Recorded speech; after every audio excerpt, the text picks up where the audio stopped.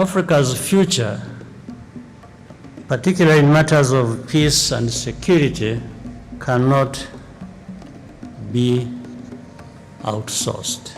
Solutions africaines aux problèmes africains, ce qui a souvent fait défaut, c'est une volonté politique constante.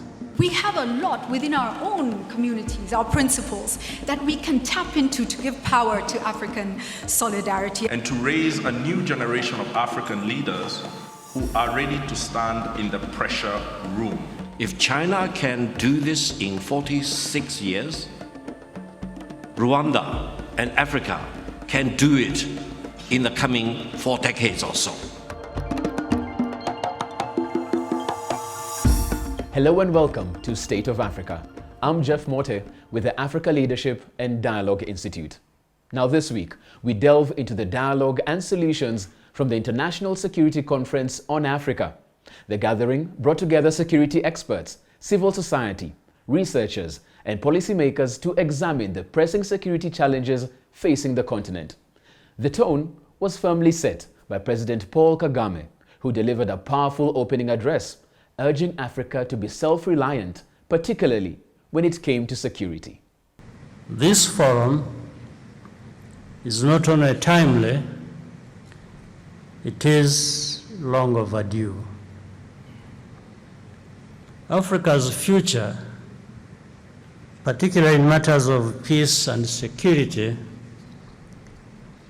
cannot be outsourced.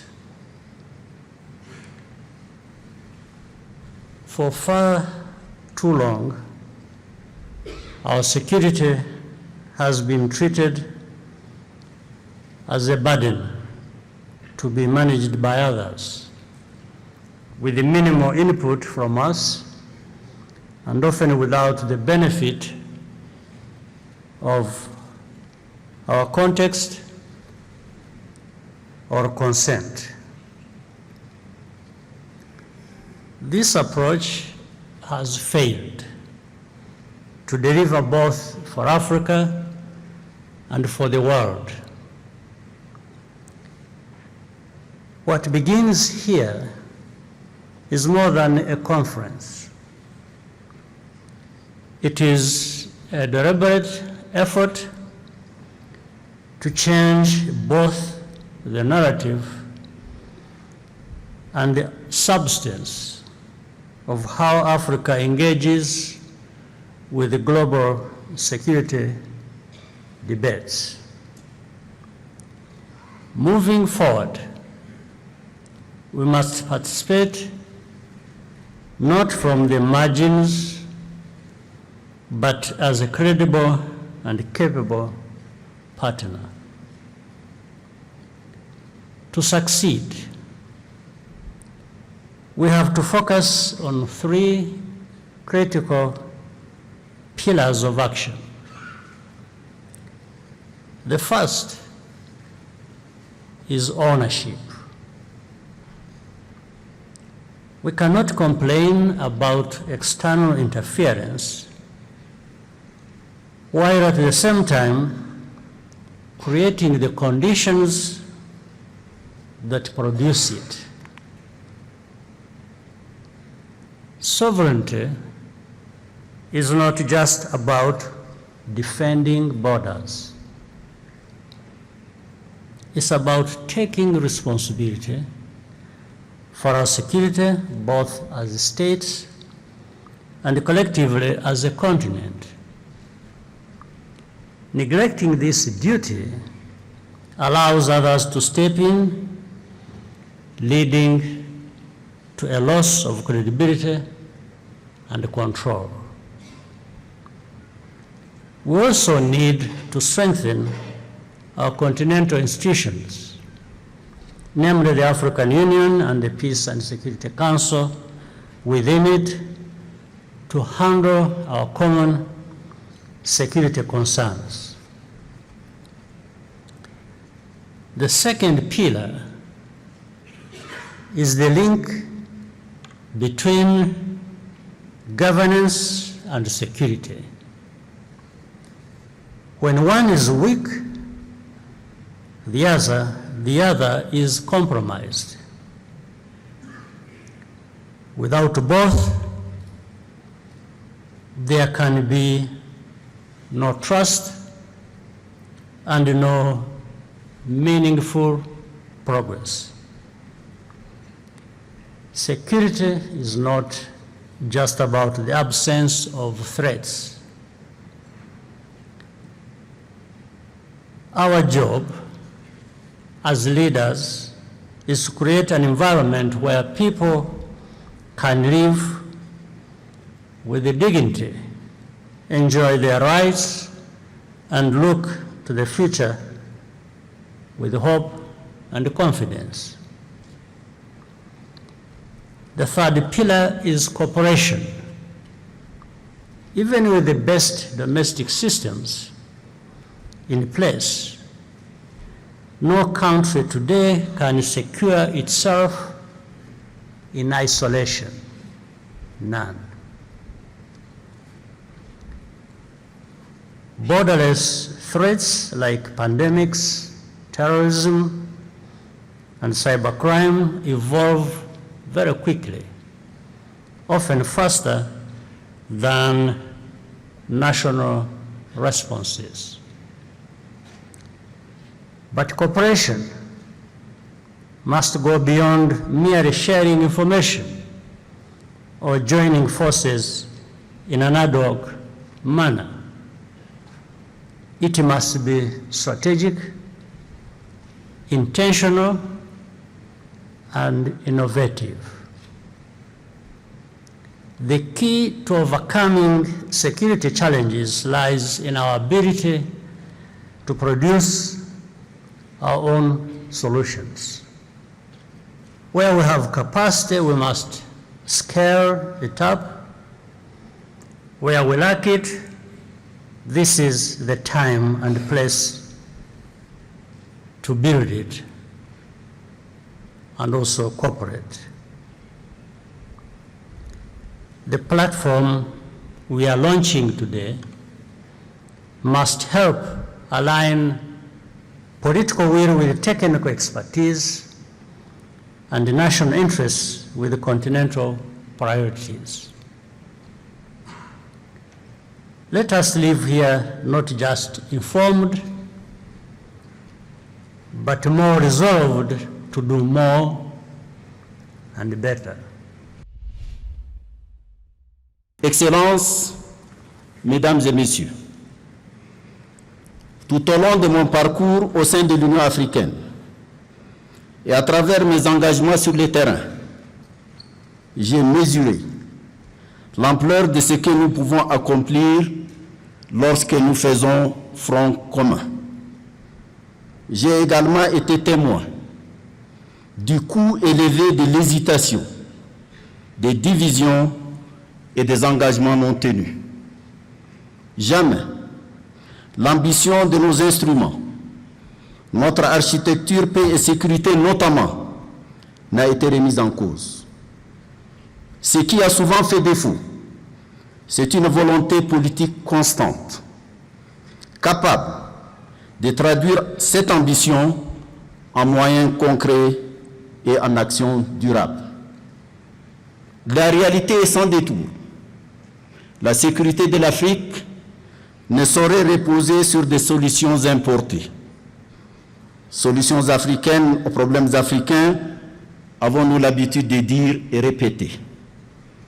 Elle doit s'ancrer dans nos propres diagnostics, refléter nos priorités et reposer sur notre capacité à intervenir de manière opportune et à l'échelle nécessaire. Face aux défis sécuritaires prégnants, il nous faut agir vite et avancer. Avancer signifie donner corps à notre vision. Cela requiert, entre autres, des mandats clairs, un financement pérenne, ainsi que des mécanismes efficaces opérant au niveau national, régional et continental. Notre action doit être résolument proactive, non réactive. Notre état de préparation doit être permanent et non conjoncturel. L'Union africaine demeure l'ancrage politique central de notre agenda sécuritaire commun. Mais aucune institution, si robuste soit-elle, ne saurait à elle seule porter une telle responsabilité. Il nous faut fortifier l'ensemble de l'écosystème africain de pensée stratégique, qu'il soit civil, militaire, académique ou diplomatique. L'ISCA comble un vide majeur.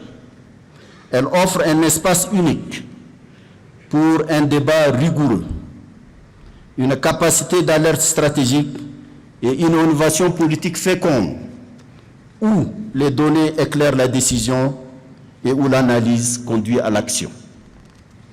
On ne saurait évoquer la sécurité sans parler du développement.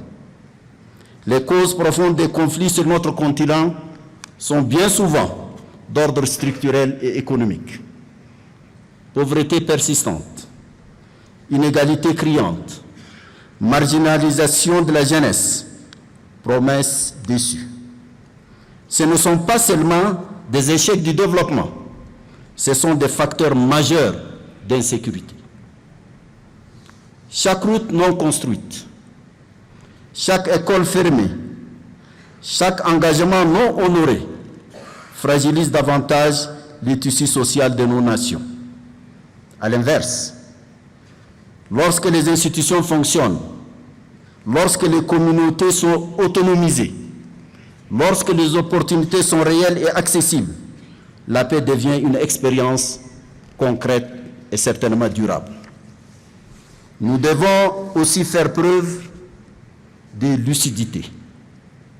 Le poids de la sécurisation de notre continent ne peut reposer sur les épaules d'une poignée d'États. Le panafricanisme véritable ne se limite pas à une communauté d'idéaux. Il suppose un partage équitable des responsabilités, qu'il s'agisse des ressources, de coordination ou de volonté d'agir ensemble, même dans la diversité. C'est précisément pour cela que l'ISCA revêt une importance particulière. Si nous bâtissons cette plateforme avec clarté et détermination, elle s'inscrira durablement dans l'architecture de paix du continent. L'avenir que nous appelons de nos vœux ne saurait émerger du hasard. Il exige d'être façonné avec rigueur, lucidité et méthode, mais surtout, il exige d'être construit ensemble. That message also framed a high-level panel discussion moderated by Dr. Julie Gishoro, President of the Africa Leadership and Dialogue Institute. Security and peace for the continent, for the nations, and for our people. What are you seeing? And what are the priority areas we must address? You started us off, Your Excellency Moussa Faki. Let me come to you. Vous avez parlé que l'Afrique aujourd'hui regorge du nombre le plus important de déplacés et de réfugiés. Moi-même, il y a 40 ans, j'ai été réfugié. J'ai quitté mon pays à cause de la guerre.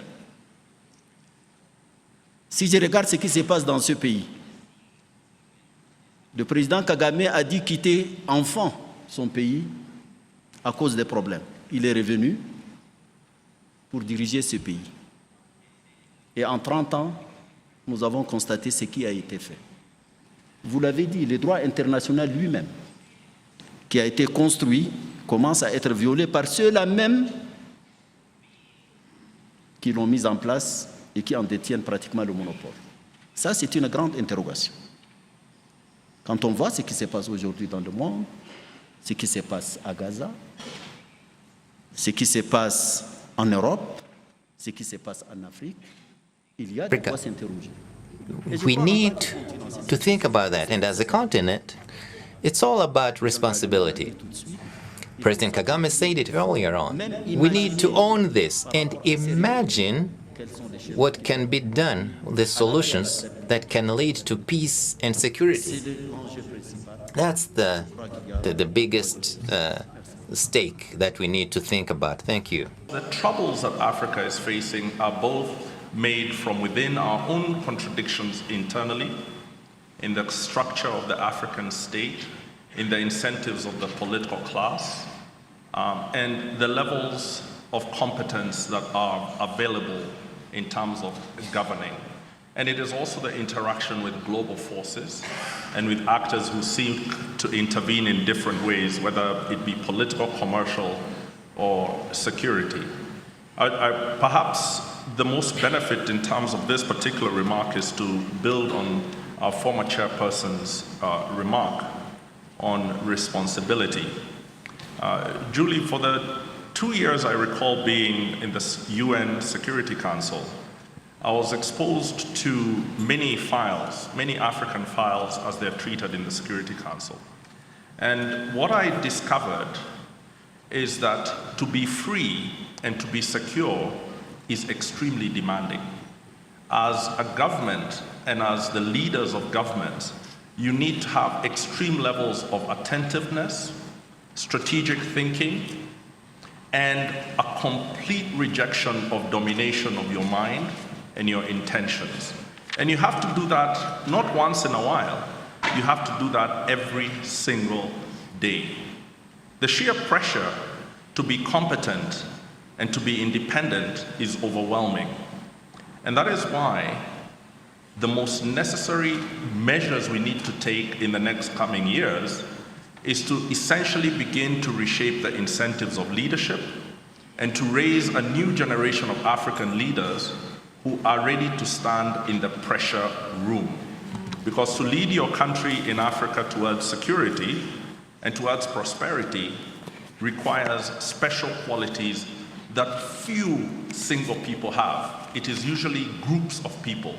And how to produce them, how to motivate them, how to incentivize them, how to identify them and develop them is the most pressing challenge that we have today. Thank you for that. Victor, let me come to you next. China has gone through an incredible evolution over the past few decades. It seems to have been very intentional, very strategic. But give us an overview. When you look at the geopolitical pressures and how they impact Africa, what are you seeing? And are there lessons in what China has done that you can share with the world and perhaps Africa could just take a look at? Just like all of you, I listened very carefully to His Excellency President Kagame's important speech. I cannot agree with him more when he said African security cannot be outsourced. I think President Kagame is not only a great leader of Rwanda, he's a great leader of Africa, and is a great statesman in the world of today.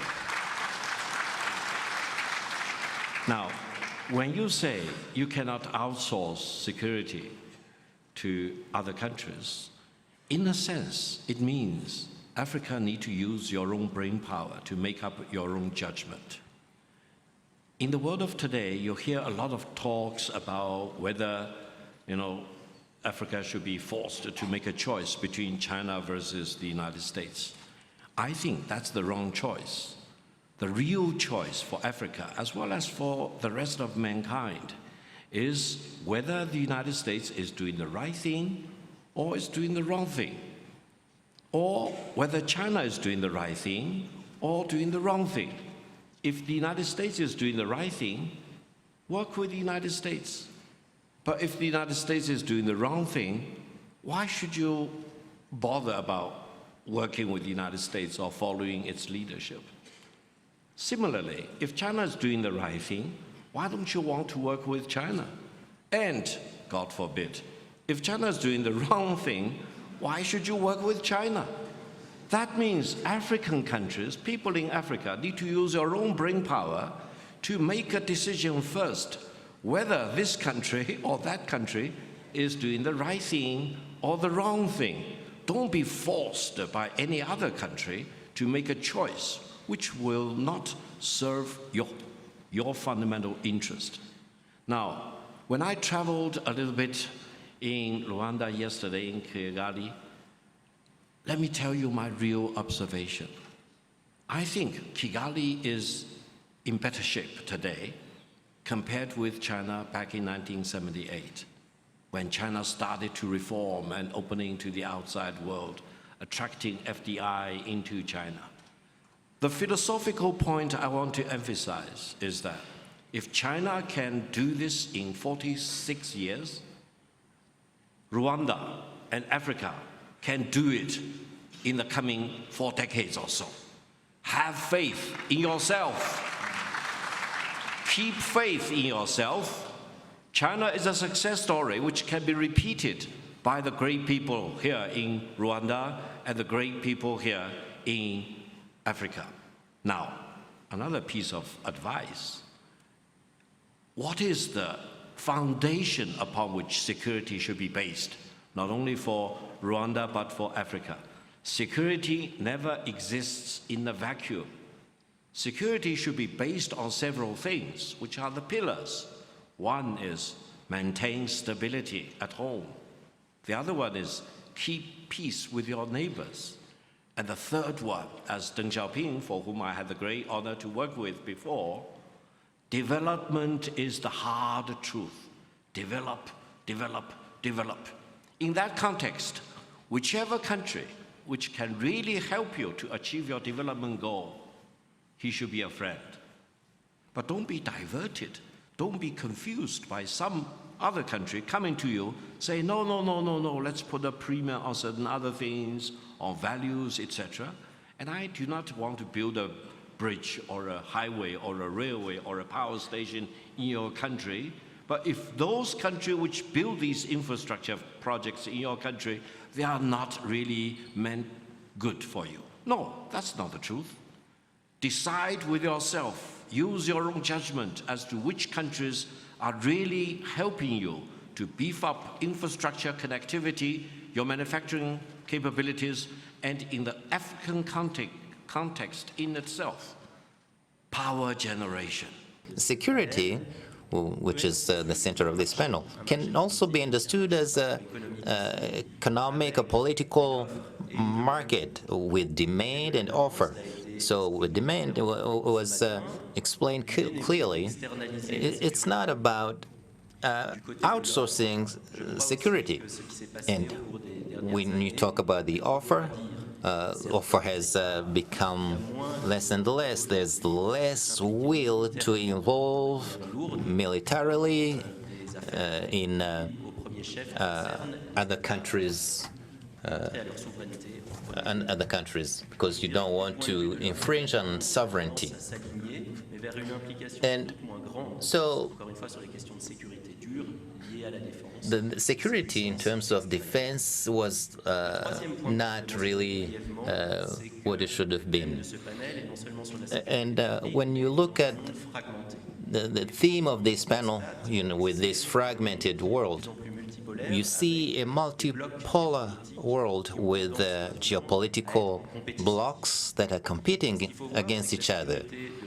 And Africa's security is also related to security of other parts of the world. You see those conflicts outside of Africa have an impact on Africa. It's the case with Ukraine. And the consequences were felt in Africa, especially with food security, but also for defense proper. I've had a conversation with an African minister in West Africa after the invasion of Russia. So it became difficult for them to have essential military capacity to fight jihadists, because focus was more on aid to Ukraine, aid by the Western countries. When the attack happened in Libya and Gaddafi was being taken down, a number of African presidents said, wait, hold. We will fly into Libya and we can have some kind of diplomatic conversations. The feedback from external actors to them was, if you fly into Libyan airspace, we cannot guarantee your security. I want you to think about that for a minute, that heads of state of the African continent were told this on our continent. And ladies and gentlemen, what is Libya today?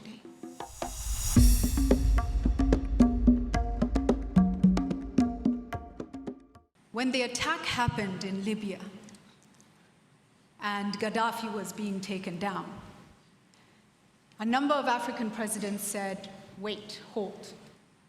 We will fly into Libya and we can have some kind of diplomatic conversations. The feedback from external actors to them was, if you fly into Libyan airspace, we cannot guarantee your security.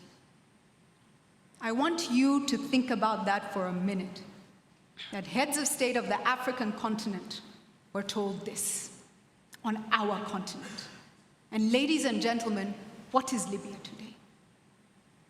What is Libya today? And it happened on our watch. It happened on our watch. Ladies and gentlemen, Rwanda, 1994. Dilly-dallying over the word genocide at the United Nations Security Council saw 1 million people dead in how many days? And who solved the problem? We had to solve the problem. His Excellency and a small force came back in and had to build this country from scratch, ladies and gentlemen. And today we still get lectures and hear lectures about human rights, and there's something wrong. I want to talk about South Africa today. In South Africa today, we are hearing narratives being built around white genocide in South Africa. You are security actors, you understand the import of these narratives and why are they being placed in the international scene? Why is this happening? What could it open up? Gaza today, ladies and gentlemen, where we've seen the brutalization and the massacre of tens of thousands of children.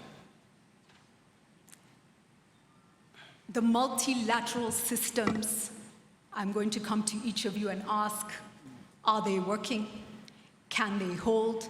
And if they cannot hold, and Africa has never been given an adequate seat at the table. Martin, you can talk about that. Perhaps I'm wrong. You can correct me. But where does Africa stand? 54 nations? A strong continent, resource-rich, fastest-growing continent in the world. Where do we deserve to sit? Your Excellency, let me come to you on this. Multilateral systems and how do we maneuver this very serious reality, please? These were heads of state, and their flight was refused. We had to negotiate until they arrived. What happened once they arrived in Libya? Gaddafi was ready to quit power. He was ready to step down. He said that to heads of state. Despite that, NATO intervened and went as far as assassinating him. Now, 15 years later, we see cases, court cases, Sarkozy being tried in France. You see, these are the consequences of such behavior. Now, Rwanda, 1994, we have a peacekeeping mission. We see genocidal tendencies, and we look the other way. Today, the same type of peacekeeping mission is challenged. What about us as Africans? Have we succeeded? The model that we copied, does it correspond to our needs? And this brings us back to the idea of ownership. We should own our security, social, and political system. Our population needs to accept that system that we are proposing, and we need to position ourselves vis-à-vis the rest of the world. You said that in South Africa, Afrikaners are being given the status, refugee status in the US. Look, we have the history. Who is the victim in this? Who owns the land in South Africa? Who owns the land? I think everybody knows that. Now, you wanted to make South Africa and the ANC look like criminals, and you call them genocidal forces. That's not realistic. Maybe it is hiding something else behind. But this is not realistic. I think we need to be realistic. And this actually points to our weakness as a continent. I think all kinds of ideas are being experimented. This is one more reason for us as Africans to understand the depth and the risk that this situation represents. We need to do better and faster. The United Nations was built primarily to prevent great war between the great powers. That's not all it was supposed to do, but this was its primary reason. And for that reason, it needed to have the great powers of the day to stay around the table and to be assured that the United Nations as a political construct would not be used against their vital interests as they saw them. The price of keeping them at the table was to give them the veto. And because of that ability to veto what the rest of the organization thinks or wants to do, and what all countries want or may want to do, it then assures that the permanent members will stay, and then posits that there'll be a possible diplomatic solution from that. In many ways, since we have not had a world war since 1945, you can say that the United Nations arrangement in its most basic terms has succeeded. But it has failed its promise to stop wars elsewhere. And often the veto power has been used to shield the allies and fellow travelers of the great powers when they're committing atrocities. The Security Council has been used as a platform to launch attacks against the very interests of Africa, for instance, the NATO attack on Libya. So what does Africa do in terms of this multilateralism that we belong to?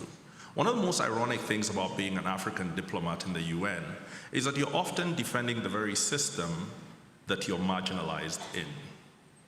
I find that all the time so strange. And I myself have been one of the more ferocious defenders of that system, even while understanding the inequities and marginalizations of my own continent from them. What it means is that the expectation of Security Council reform as a form of favor or an act of inclusion is naive. You do not get included in the permanent ranks of the Security Council to be a substantive member who can wield the veto just because. You have to generate your own form of power and independence so that you sit at that table as an equal. As I like to provoke, you can go to the Security Council permanent membership like a proud peacock, but you may emerge like a plucked chicken. Because the Security Council veto and permanent membership is only one dimension of national power that is arrayed against other intelligence, security, economic, and political powers. So the question for Africa when it comes to multilateralism is to go beyond the demand for inclusion and look inward and talk about the demand for leverage. What is it that allows Africa the leverage to sit in the permanent ranks? What is it that allows Africa to demand a seat at the table and to get it, not because we've been left out, but because of our leverage? And to me, Julie, that comes to coming back to our institutions, our security architectures, reimagining and re-energizing them, coming back to the original reasons we built the African peace and security architecture, being true to that architecture, making sure that the parts of it that have been captured or diverted by others are retaken back into our hands so that we're able to use them. Finally, when it comes to some of those particular emergencies that you talked about, from Gaza to Sudan and elsewhere, it seems to me that it doesn't take 193 members of the UN to decide on anything for the UN to move. What it requires is for a committed group of leaders, 5, 6, less than 10 committed African leaders, can shift and change the multilateral system to be more responsive to Africa's definition of its interests. And those interests include the self-determination of the Palestinian people. And that's only because we ourselves are the products of self-determination. We can never turn away from it in principle or even politically. So leverage, leverage, leverage. Several brief observations. First of all, the world order which we are living through, which was founded back in 1945, was never meant to be a unipolar world. And that's the reason why you have the Security Council, you have the 5 permanent member states, and each of them have the veto power. Therefore, if you hear any country in the world today saying it is the only surviving hegemon in the world, false, because it does not represent the legitimacy of the international order established back in 1945 after defeating Nazi Germany in the European theater and the Japanese fascism in the Asian Pacific theater. So we should be very proud members in the world community based upon multipolarity and multilateralism centered around the United Nations. Now, in more recent years, especially after the war in Ukraine and more recently the atrocities committed in Gaza against the civilians, we hear a lot of complaints about the inefficiency and the sometimes failure of the United Nations. I agree with all these assessments. On the other hand, I also agree with the ambassador, because let's be the devil's advocate. I think the United Nations has at least achieved in one thing, that is the prevention of the outbreak of another world war ever since 1945. The relations between the General Assembly on the one hand and the Security Council on the other hand, and within the Security Council between those non-permanent member states versus the 5 permanent member states, and for the 5 permanent member states, each with a veto power, the relations, the dynamics are very, very complicated, very, very well-defined sometimes. And sometimes I think the real design is meant for an impasse, because you do not want to see any situation in the world getting out of control from a country-to-country war to become a regional war, and from a regional war to become a total world war again.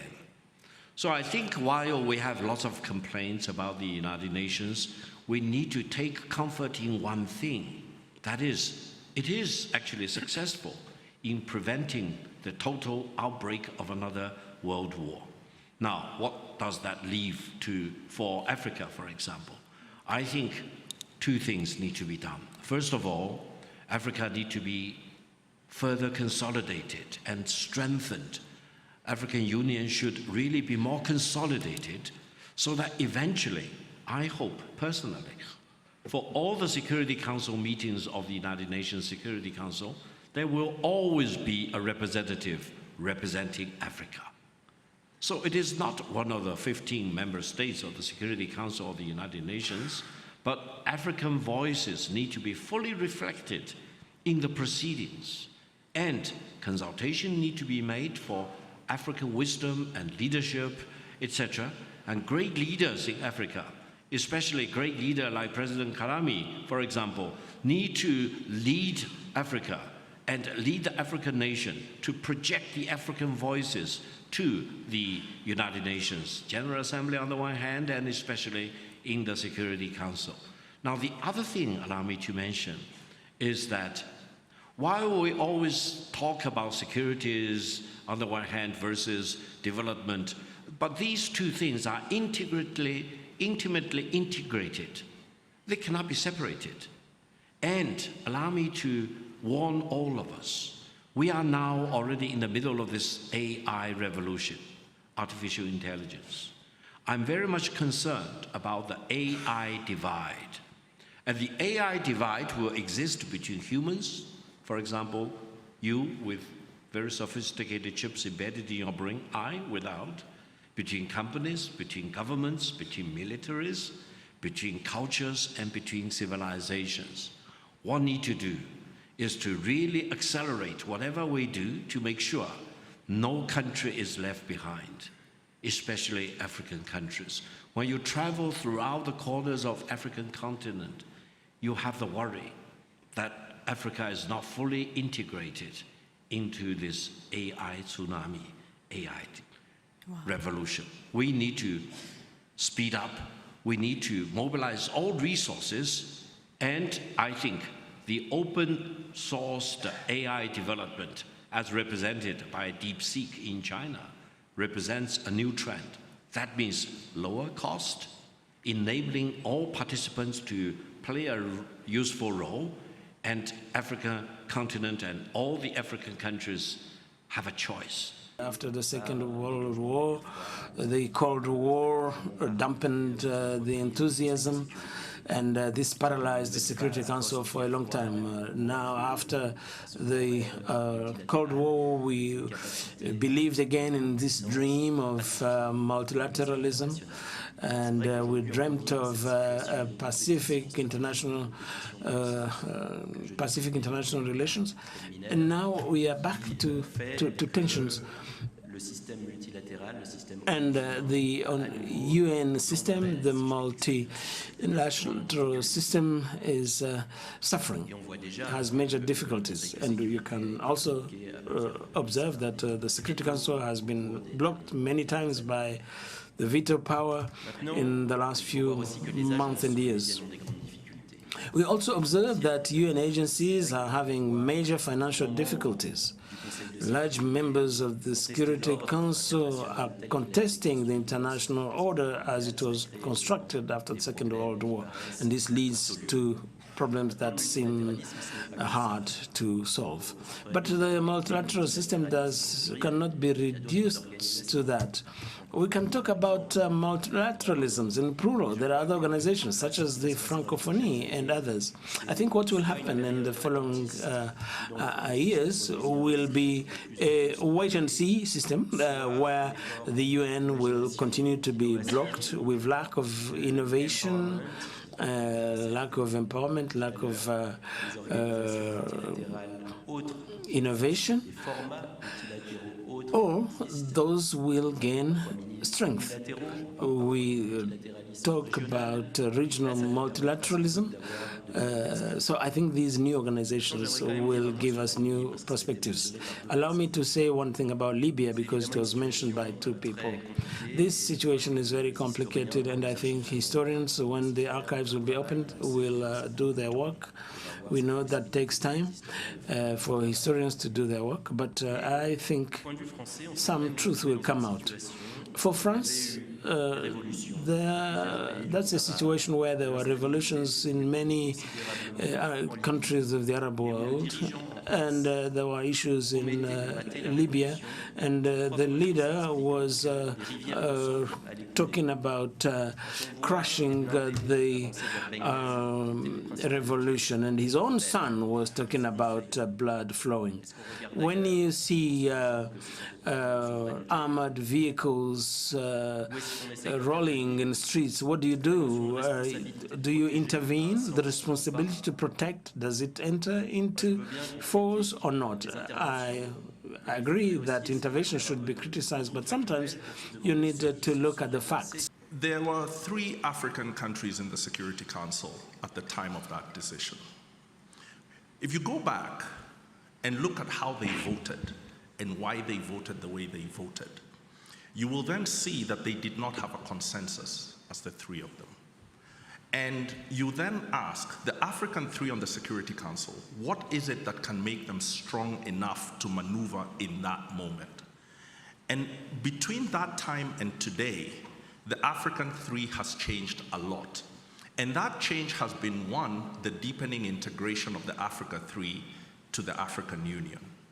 So when you're sitting in the Security Council and you're one of the African 3, if you get a very clear signal from the Peace and Security Council of the African Union, it emboldens you a great deal for you to say, look, I would like to do what you're telling me to do, but unfortunately, the African Peace and Security Council has decided, so our hands are tied. Sometimes even when Chair Moussa Faki would speaking for the Commission, but because the Peace and Security Council is quiet, we would use his words to say as if, Moussa, you are talking for the whole of Africa. And we would try and use that as a leverage point.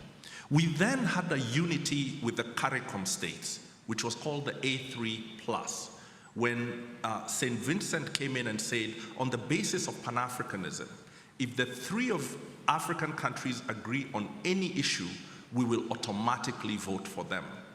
The difference between 3 members and 4 members in the Security Council is considerable. Now imagine a strong Peace and Security Council of Africa that is independent, that is decisive, that makes clear decisions in a timely way. Then next imagine that Africa has a criteria for the candidates for the African 3 on the Security Council, not just regional circulation, but you're coming there with capabilities, you're coming there with determination, you're coming there with a track record of pursuing African interests. So if those 3 were put forward by Africa of that nature, who could combine with CARICOM, who can talk on the basis of peace and security decisions, believe me, you will often see China and others in Security Council automatically side with the African 3. You may not have a veto in terms of the law of the charter, but many, many times when you have that leverage, you have a de facto veto.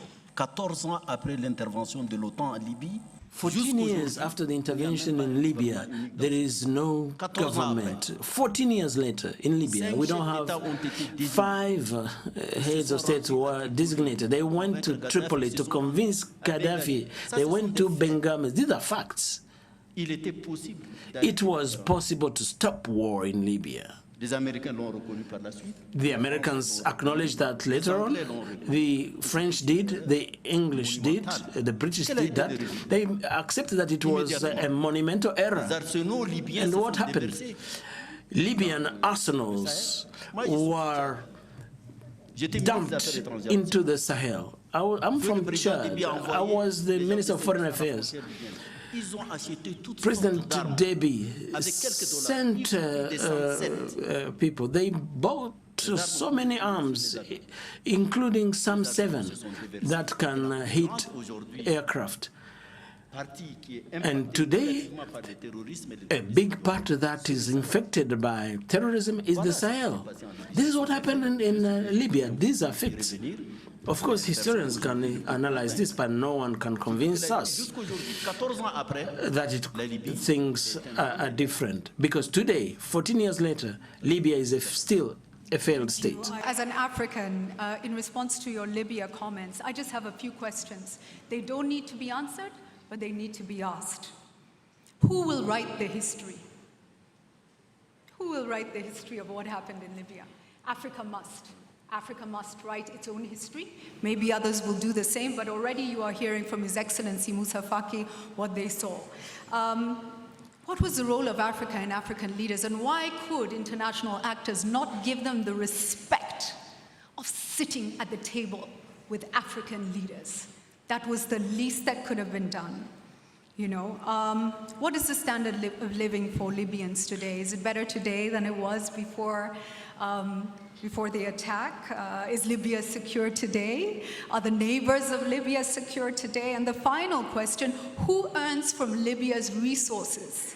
Libya was a wealthy nation, oil producing. Who earns today? Do we know in this room where Libya's money goes? Africa. Africa. We have to ask the questions. My name is Khalid Moussa. I'm the Charge to Affairs of Sudan. It is undisputable fact that the biggest crisis, humanitarian crisis and security crisis in Africa, in Sudan right now, when you have 13 million people displaced, 5 million refugees, and there is a war crime committed in the country. I do appreciate by the government of Sudan what the former Commissioner of Africa, Mr. Moussa Faki, did. Regardless, the crisis in Sudan reflects the institutional weakness of Africa. It is a dark spot in the conscience of Africa. That because for the second consecutive years, it's still going on, Africa doesn't do anything for the Sudanese people when we see the suffering. And when we talk about the owning